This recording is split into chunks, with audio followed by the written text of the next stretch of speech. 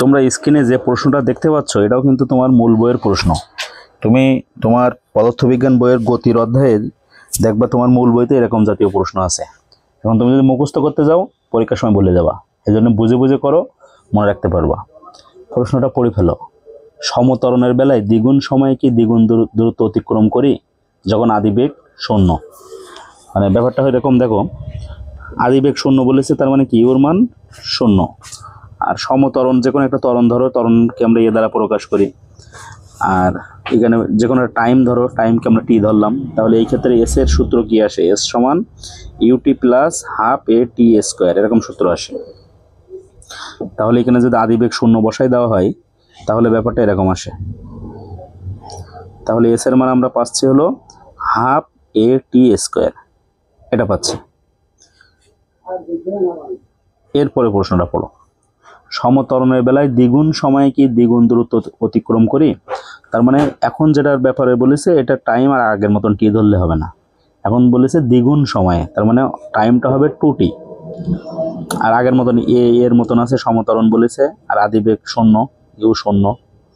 এখন তুমি নতুন করে এস বের করবা। মানে সমস্যা হলো প্রথমে স্বাভাবিকভাবে যে টি ধরতে হয় ওইভাবে একটা এস বের করলে,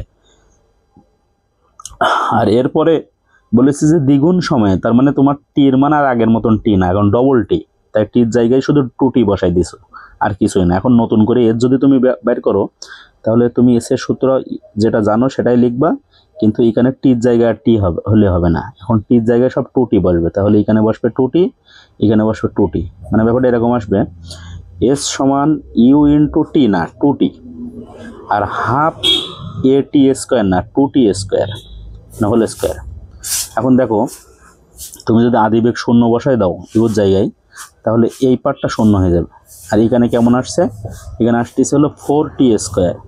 তাহলে এস এর মান তুমি কি পাচ্ছ? দেখো এটা তো শূন্য হয়ে যাচ্ছে, আর এখানে আসতেছে হলো 4 ইন্টু হাফ এ টি স্কোয়ার। তাহলে এইটুকু মানে কি দেখো তো, এইটুকু মানে এই এস না, এটা মনে করি S1, আর এটা নতুন করে আমি S2 বের করছি।